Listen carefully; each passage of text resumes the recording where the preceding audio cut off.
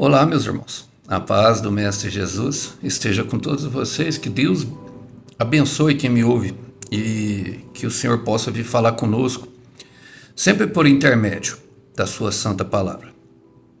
Hoje o texto para nossa breve meditação encontra-se no livro do profeta Miqueias.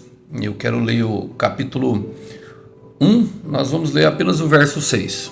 É o que Deus quer falar conosco hoje, é o que é pertinente, que vem dele. Vamos lá. Diz assim, por isso transformarei a cidade de Samaria num monte de ruínas. Farei de suas ruas um campo para plantar videiras. Atirarei no vale das pedras de seus muros, até que os seus alicerces fiquem descobertos. Glória a Deus. Irmãos, o profeta Miqueias, ele foi levantado por Deus para trazer uma mensagem de advertência e esperança a Samaria. Samaria era a capital de Israel naquela época. Ele profetizou por volta dos 750 anos antes de Cristo, até ali por volta de 685, 680, um período de 70 anos. Miqueias foi contemporâneo de Isaías e alguns outros profetas que falavam ao mesmo tempo, com missões diferentes, com mensagens diferentes, mas sempre trazendo uma mensagem de advertência a Israel. Por quê? Israel era rebelde, irmãos. Todos os profetas anteriormente tratavam Israel como uma prostituta diante do Senhor. O Senhor lhe seria o seu marido e Israel seria prostituta porque ela se entregou claramente à adoração a outros deuses em troca de bênçãos, na maioria delas financeiras. E os cultos a esses deuses pagãos envolvia sacrifícios humanos e também orgias sexuais, relações sexuais com os seus, vamos dizer, os seus líderes religiosos daqueles cultos que haviam por ali. E a rebeldia era tratada diferente de pecado, apesar de seus vários pecados, ela tratava como rebeldia. Porque o que é rebeldia, irmãos? Rebeldia é justamente quando Deus, através dos seus profetas, e agora eu quero já trazer para a nossa vida, quando Deus, através dos seus profetas, nos adverte de um caminho errado, nos adverte de algo que nós estamos fazendo, e nós agimos com rebeldia, não damos ouvidos, normalmente debochamos. Profetas, por exemplo, como Isaías, andaram pelado. O profeta Ezequiel chegou a cozinhar com estrume e diversas outras situações para representar como Israel estava. Deus humilhava os seus profetas a fim de que Israel não fosse humilhada pelo próprio Senhor. O ato de rebeldia se transforma em iniquidade. O que é iniquidade, Alisson? Iniquidade, nós podemos dizer que é um orgulho do pecado. É quando a pessoa se torna o próprio Deus e ela crê que não precisa de Deus. Iniquidade, a palavra in significa não, e equidade significa igualdade. É quando ela se diferencia das pessoas, ela se torna arrogante e soberba, crendo que não deve satisfação a Deus, que é totalmente livre. E isso é um engano, isso é um perigo. A iniquidade é quando você vai repetindo aquele pecado a qual Deus advertiu que ele tem consciência que nós podemos largar e nós não fazemos nada a respeito daquilo. Pelo contrário, debochamos e fingimos que não. Às vezes alguns fingem que não é, outros colocam a culpa no demônio, outros tratam de uma forma debochada e até mesmo ruim. E o Senhor, ele perdoa os nossos pecados. Ele sempre está pronto para perdoar os nossos pecados ali, como eu falei até do rei Manassés, que foi um rei muito perverso, e ele orou ao Senhor na mesma hora. Ele só teve que fazer algumas restaurações na cidade, agir de alguma forma e logo o Senhor deu ali honra para ele. E o Senhor tem honra para nós. Mas quando nós agimos com iniquidade, com rebeldia, o Senhor tem um tratamento. Ele fala que não toma o culpado por inocente, nem o inocente por culpado. Porque uma pessoa com rebeldia, normalmente ela começa a ferir outras pessoas.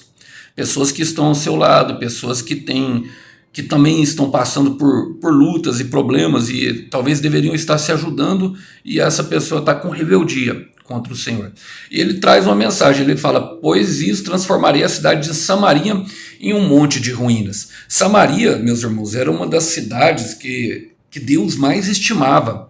Ela era construída no alto do monte. Por isso Paulo fala que ele se refere ali justamente a essas cidades, né, que teriam uma soberba. O alto do monte fala da vontade de Deus. Samaria era da vontade de Deus, vamos dizer assim. E por isso que Paulo fala ali em 1 Coríntios capítulo 10, versículo 4, que as nossas armas não são carnais, mas sim espirituais, poderosas em Deus para derrubar as fortalezas altivas, se referindo a essas cidades que construíam as suas cidades no alto do monte, que dificultava a entrada do inimigo e logicamente toda cercada com um muro. Mas o Senhor fala que promete a Samaria que, mesmo sendo estimada, ela se transformaria num monte de ruína. Ela fala através do profeta Isaías, logo no chamado de Isaías, capítulo 6, ele, depois dele perguntar a quem eu enviarei, o profeta Isaías profetiza ali no versículo 10. Torne insensível o coração deste povo, torne surdos os seus ouvidos, e feche os seus olhos, que eles não vejam com os olhos e não ouçam com os ouvidos, e não entendam com o coração, está falando da palavra, para que eles não se convertam e sejam curados. Logicamente, e Isaías pergunta, então eu perguntei, até quando, Senhor? Ele respondeu, até que as cidades estejam em ruínas. Até que as cidades estejam em ruínas. Em ruínas fala justamente de uma cidade, sempre fala de uma pessoa, fala de nós. E ruínas fala de uma alma fragmentada, de uma pessoa que não tem personalidade própria. Na frente de uma pessoa ela é de um jeito, na frente de outra pessoa ela é de um jeito. Ela se disfarça num sentido de... não tem identidade. Uma alma em ruínas é uma alma fragmentada por Satanás. Ela tem um filme que fala muito de uma experiência de um menino que chama Fragmentado. Ele não é cristão, esse filme, mas ele retrata justamente de uma pessoa que se comporta dessa maneira, sabe? Ora ela está sorridente, ora não, ela é bipolar, ela tem vários transtornos psicóticos e várias dificuldades. E essa mensagem de julgamento, eu sei que ela é uma mensagem forte, eu não sei para quem eu prego, eu não sei se você tem orado pela conversão de alguém, é como o Senhor trata a pessoa que está em rebeldia. A rebeldia é um pecado de obstinação. O rei Saul foi tratado dessa forma. O rei Saul se matou. O rei Saul preferiu a coroa. Mas o Senhor, ele traz na sua bondade uma profecia boa dentro daquela profecia de julgamento ali.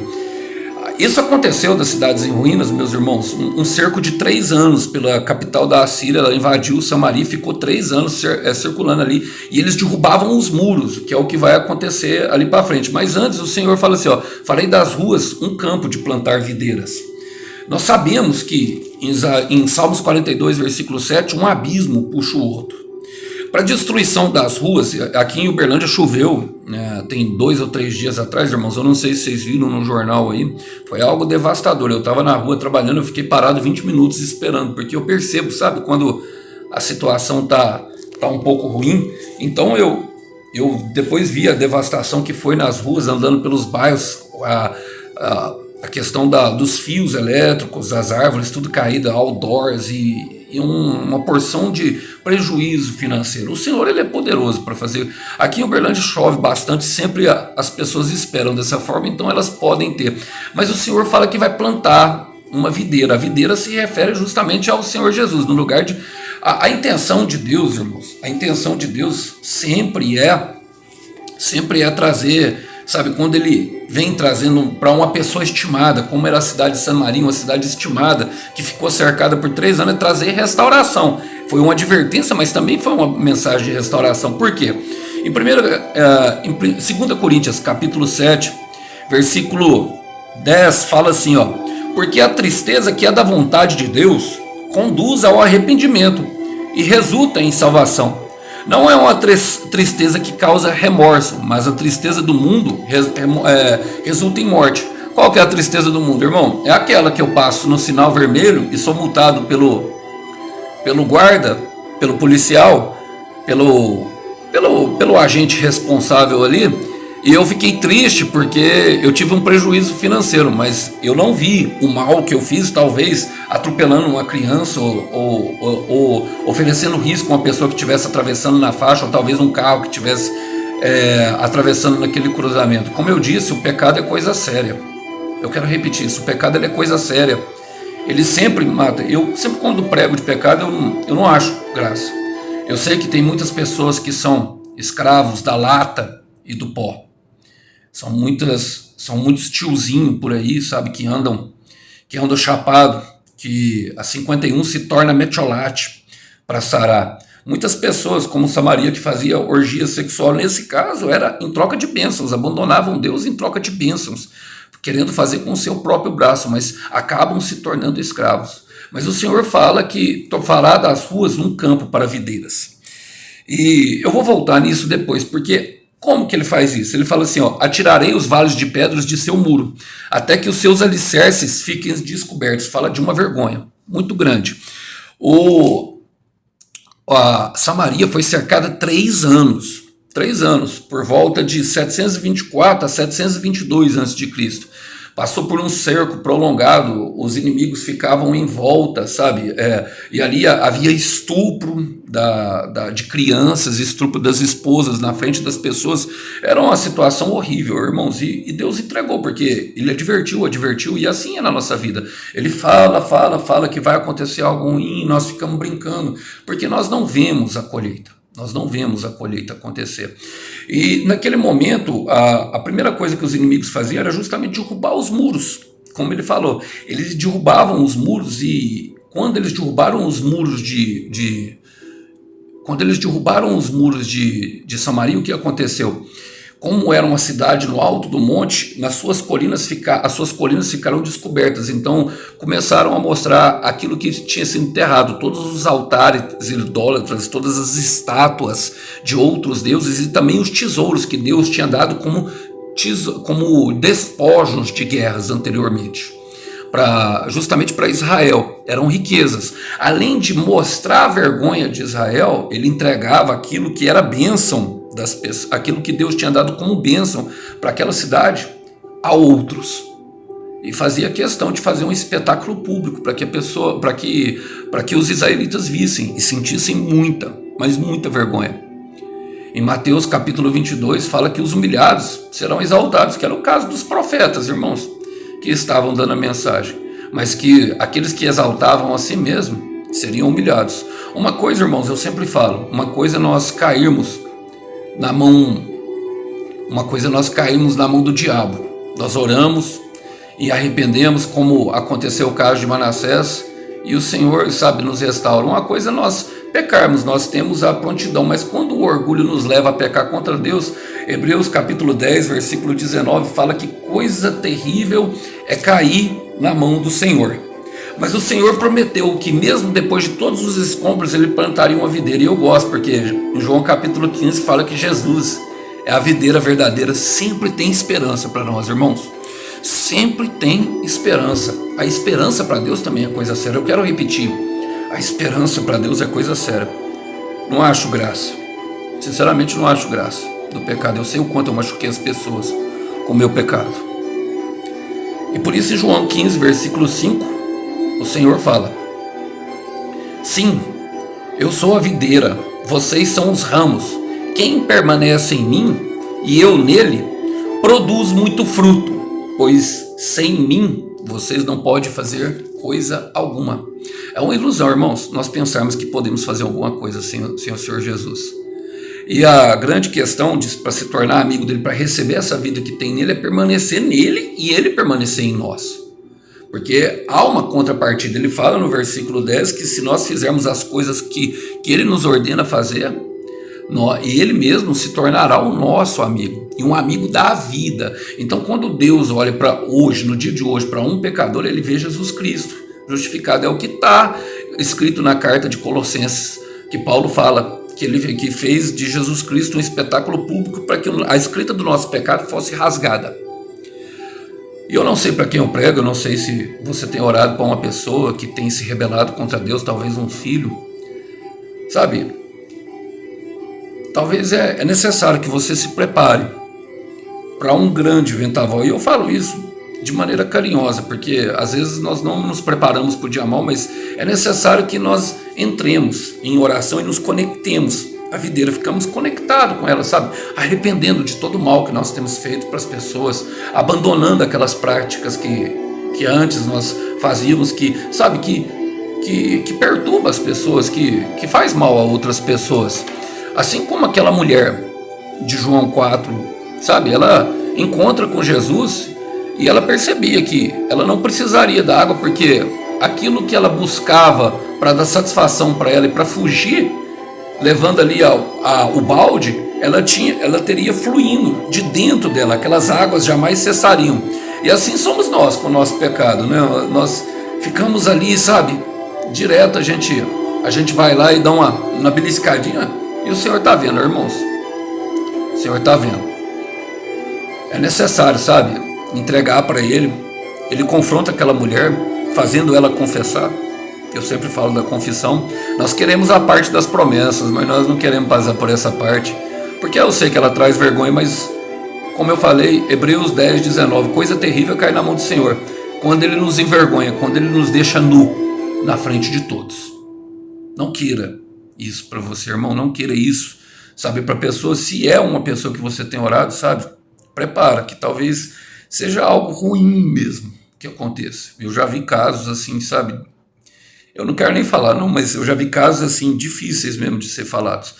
Agora, em tudo isso é sempre para trazer a esperança, sempre é para trazer uma tristeza ao nosso coração. Tudo aquilo que nós plantamos em tristeza e sofrimento, sabe, nós voltaremos, a palavra nos garante em Salmo 126, 5, que nós voltaremos colhendo com alegria e muito júbilo. Agora é necessário esperar o tempo da colheita e do processo de purificação. Durante esse tempo, entrega tudo para o Senhor, confia nele e tenha paz no teu coração. Essa é a mensagem que eu quero deixar para vocês hoje. Que Deus abençoe quem me ouve. Até uma próxima mensagem. Tchau, tchau.